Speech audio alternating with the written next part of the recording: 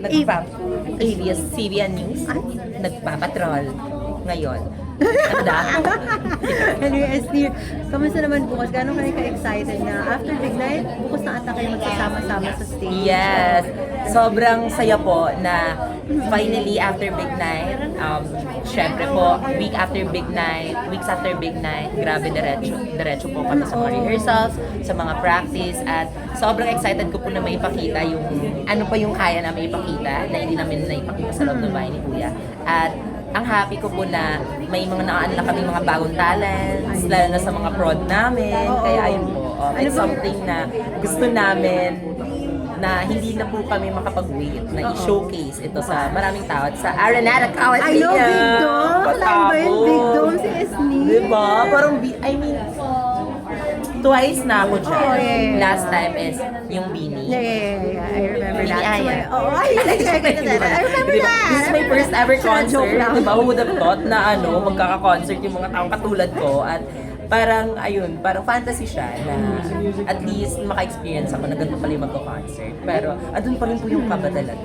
Hindi ka ba si Bini? Ay, Hindi ako si Bini Aya. Akala ko Akala ko ikaw yung Akala ko nag-Biniverse ako before. Oo nga eh. Hindi, pero ano yung pinakauna ko, Okay, Esther, so ngayon namang sunod-sunod na yung projects mo. Parang saan ka, ano yung pinaka-looking forward ka talaga na parang path na iti-take mo ngayon? Kasi may posting ka na, acting ka na ngayon, singing. Siguro po more on parang mas more on acting right now.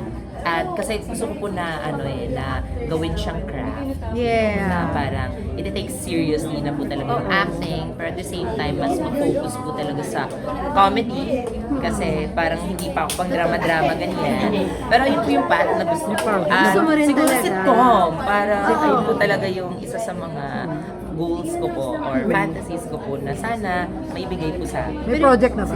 Dami. Meron na ba? Ay, project po. Opo, meron naman po mga TV series Series po. na series. I will download ng iWatch. Sige, last na lang. Pero hindi mo is near bibitawan yung content creation. Hindi po pa rin talaga, siya. syempre. Hindi yun mangyayari. Papatawa ka pa rin. Opo, parang yun po talaga yung core ko. Kumbaga, yun po yung naging dahilan kung bakit ako dito. Kaya, always ko pong nare-remind yung sarili ko na hindi ko papabayaan yung mga taong naniwala sa akin. Una naniwala sa akin, which is my followers, subscribers. Kaya ayun po, hindi po talaga siya mawawala ever. Thank you, Bini.